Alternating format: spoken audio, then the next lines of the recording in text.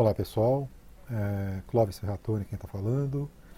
Essa é a atividade final, cujo repasse eu vou fazer agora e sobre a qual nós discutimos no último sábado, dia 20 de julho, no módulo Empreendedorismo e Plano de Negócios, unidade Blumenau, do INPG, Instituto Nacional de Pós-Graduação.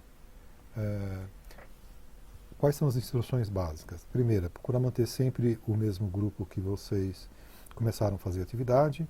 Lembre-se que a gente partiu do zero com um produto inexistente, ou então que não tinha nenhuma utilidade aparente inicialmente.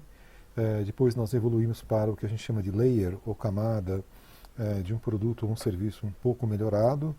E agora está na hora da gente começar a desenvolver o que a gente chama de pré-concepção do produto, viabilizando a hipótese de ele virar um MVP, ou seja, um mínimo produto viável, né? Um minimum viable product. Né? E se a gente conseguir chegar no estágio que a gente tanto deseja, a gente pode chegar no chamado MLP, que é o Minimum Lovable Product, ou seja, um produto que todos se apaixonariam.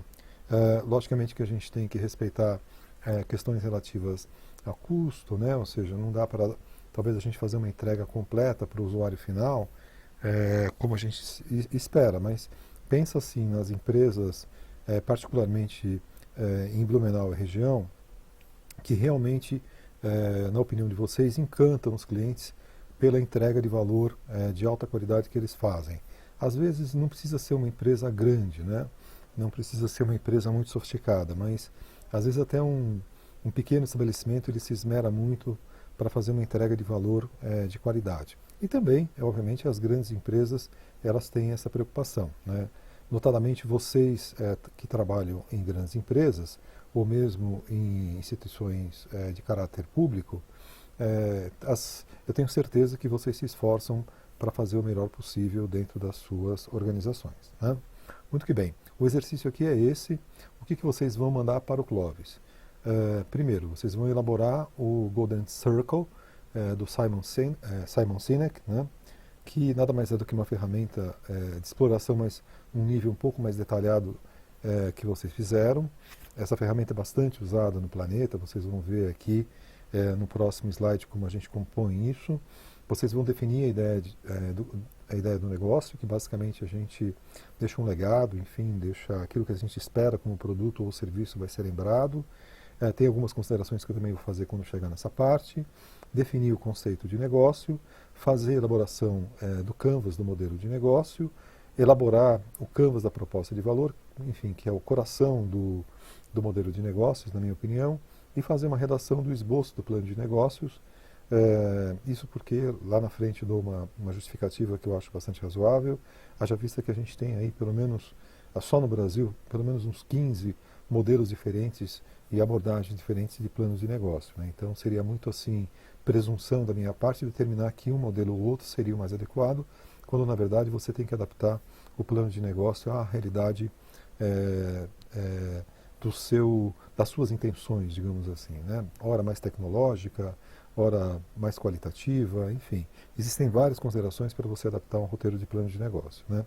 O roteiro de plano de negócio que eu uso já há algum tempo como eu disse em sala, o roteiro do Bota para Fazer, né?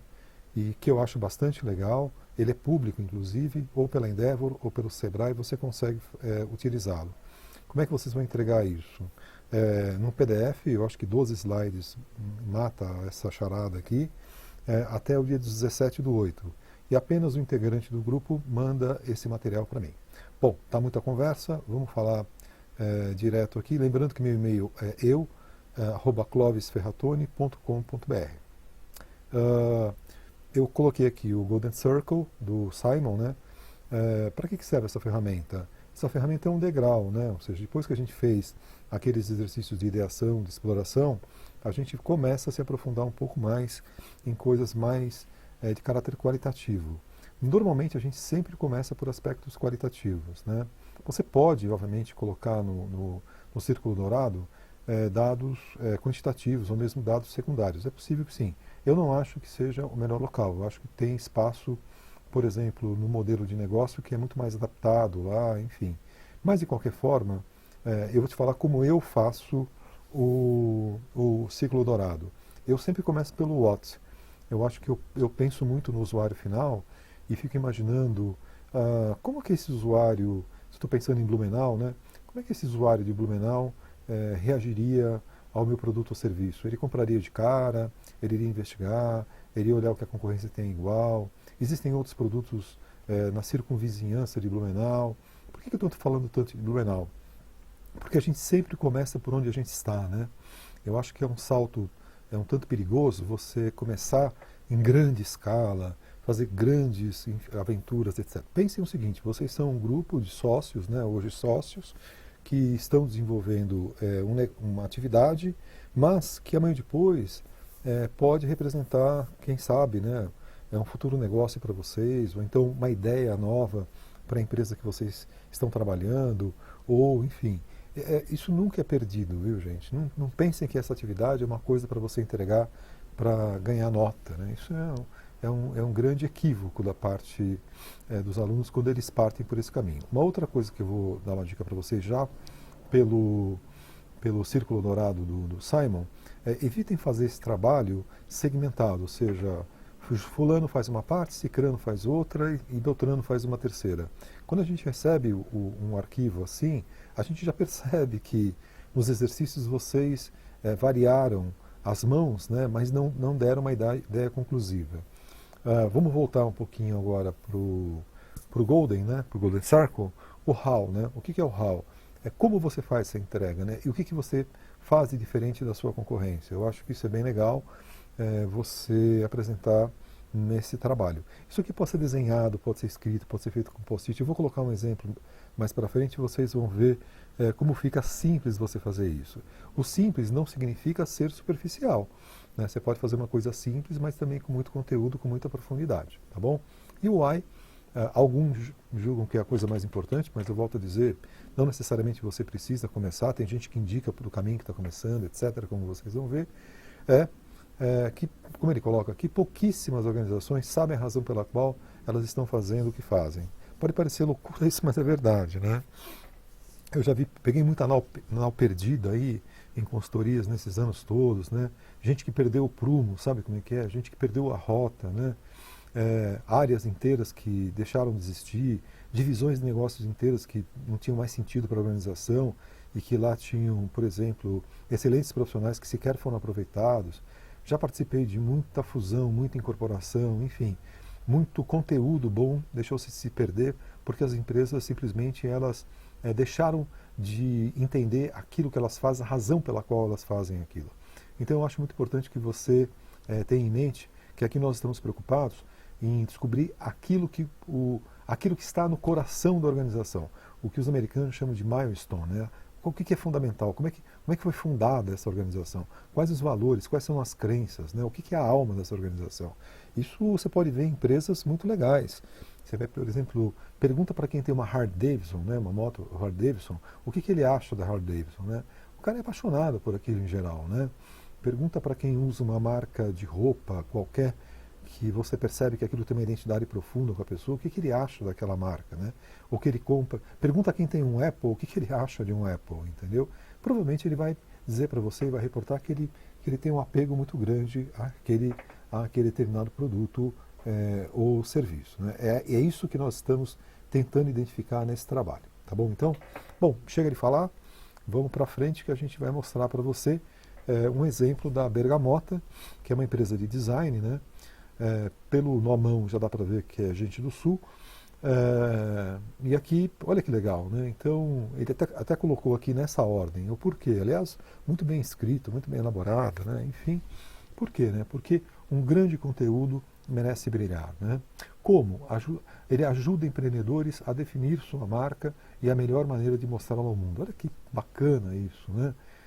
O que, né? Através da identidade visual, site e materiais promocionais. Muito bem elaborado, maneira simples, objetiva, super legal, né?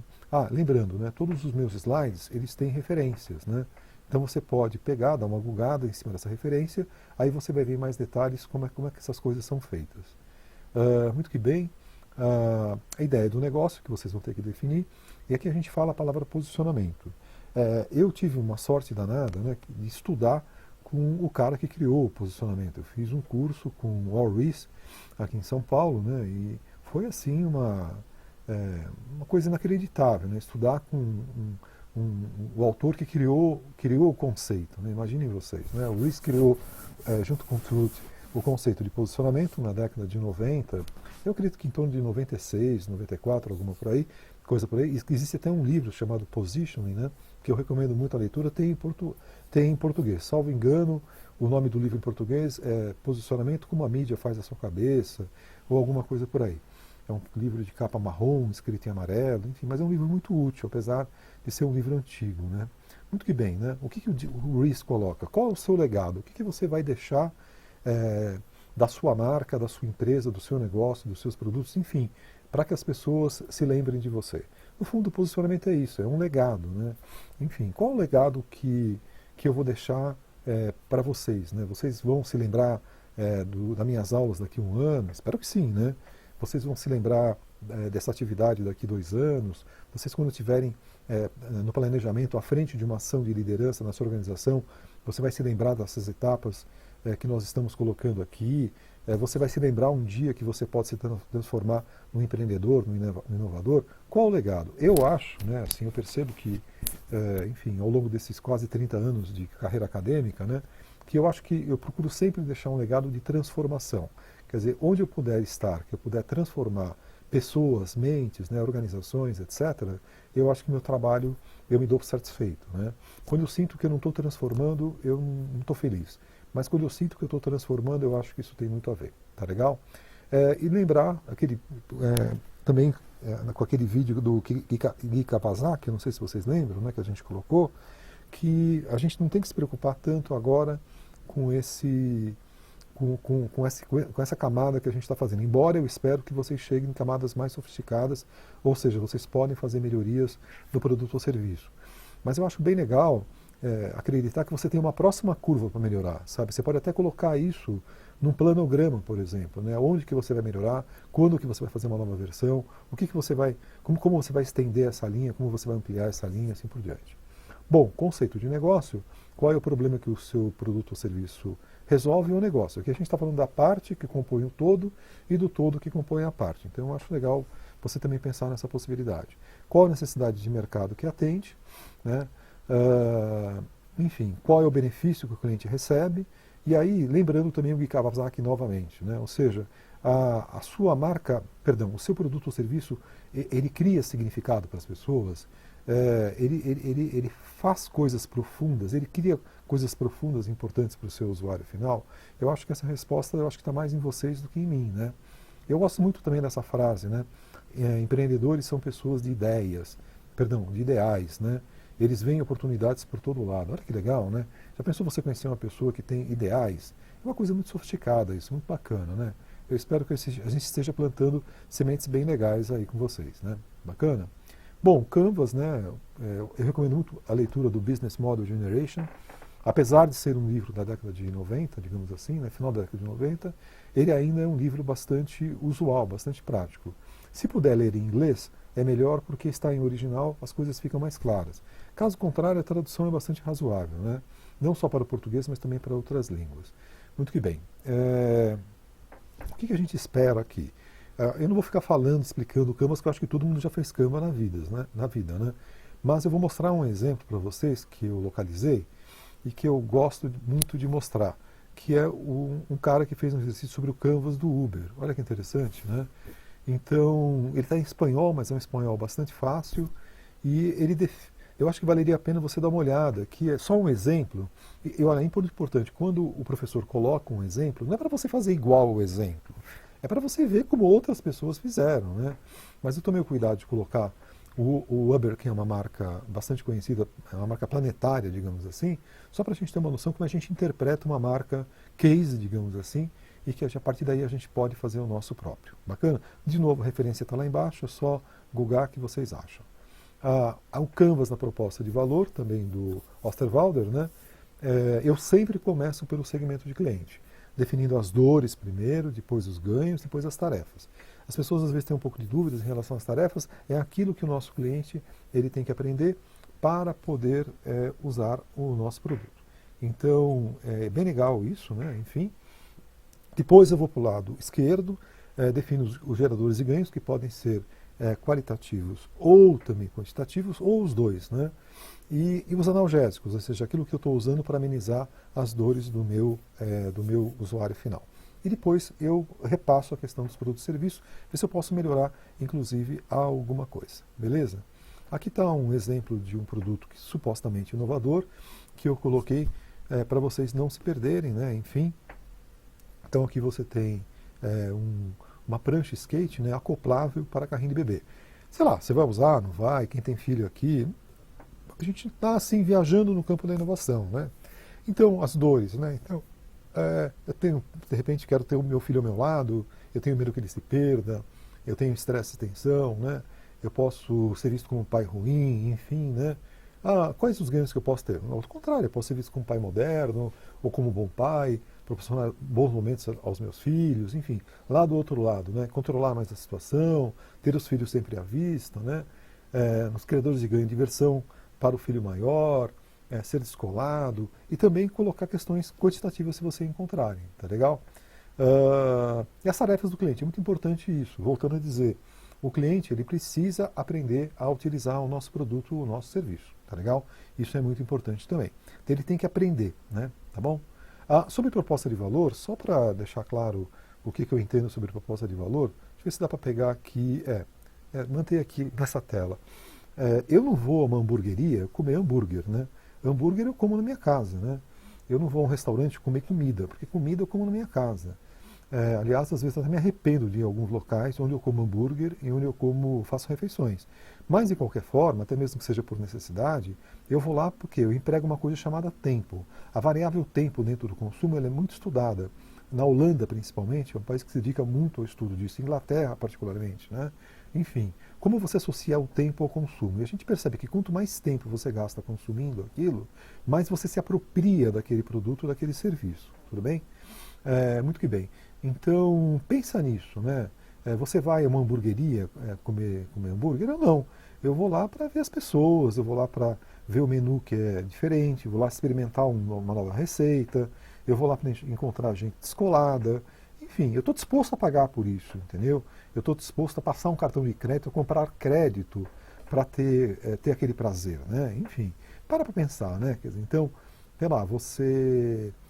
na sua vida toda, né? Você se preocupa em, sei lá, em coisas tão fúteis assim, ou tão pueris assim, ou será que tem um significado por trás disso, né? Para um pouco para pensar, né?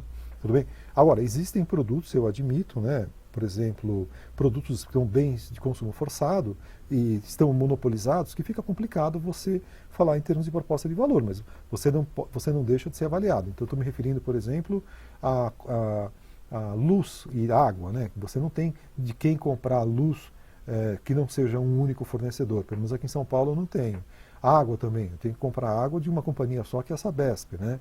Aqui luz, por exemplo, é da Enel. Quer dizer, então, mas eu posso mesmo assim ter uma avaliação sobre a proposta de valor dessas empresas, mesmo sendo um monopólio. Tá legal? Bom, do Bosta em Lata a gente já falou bastante, mas eu recomendo que vocês deem uma olhadinha no YouTube, deve ter pelo menos uns 12 vídeos a respeito deles.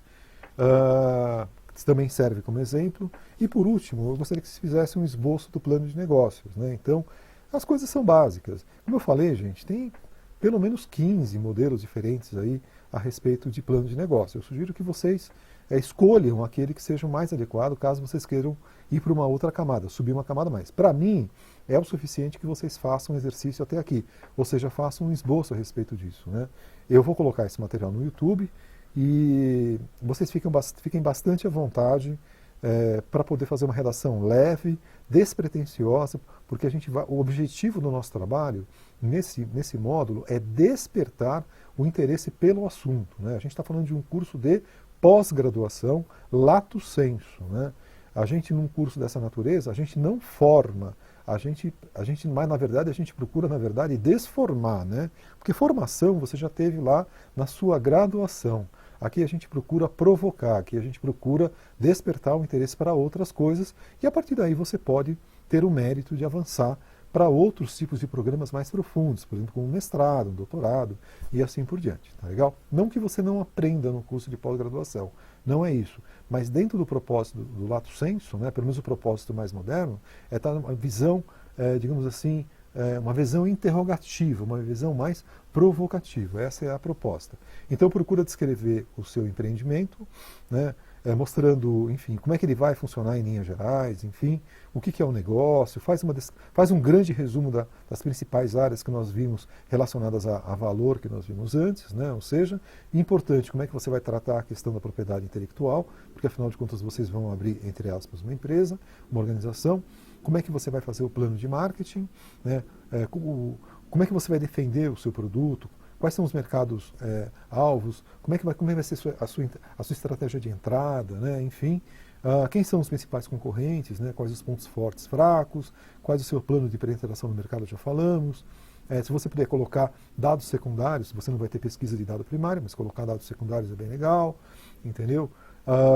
O plano de gestão da organização, sabe, explicar quem são os sócios, qual é o modelo de gestão que você vai adotar, como é que vai funcionar a questão questões básicas em relação à hierarquia, onde vai funcionar o negócio, né, enfim. E por último, o plano financeiro. Eu não espero um plano financeiro sofisticado, mas eu quero algumas coisas em relação a isso. Eu gostaria de saber, por exemplo, o custo inicial, se vocês conseguirem, algumas projeções de venda e lucro, capital que vocês imaginam que vai precisar ser necessário para o negócio, fonte de financiamento que vocês imaginam que vocês teriam se vocês fossem abrir um negócio, volume de capital que vocês vão desprender e também uma coisa importante que pouca gente lida é a questão da estratégia de saída, ou seja, se um dia vocês forem sair desse negócio, qual a estratégia que vocês vão adotar? Muita gente monta negócio para depois sair do negócio. Então é bom que a gente já preveja se um sócio for sair ou se todos os sócios forem sair ou se a marca for ser vendida mais tarde, como é que vocês vão fazer, como é que vocês imaginam que vai ser a estratégia de saída. Então o que eu tentei passar para vocês nesse montante, e aqui entra aquilo que nós já vimos em sala, ou seja, lembrando que também tem uma apresentação bastante extensa, são mais de 160 slides, procurei ser o mais breve possível aqui, me desculpem se eu me aluguei um pouco, mas eu acho que aí a gente fecha o módulo de maneira bem legal, tá legal? Continuo à disposição de vocês todo esse período, por favor, se vocês precisarem de qualquer coisa, estou à disposição pelo WhatsApp, por e-mail, e enfim, era isso que eu tinha que colocar para vocês, um bom trabalho, e eu estou por aqui, tá legal? Um abraço grande para todos.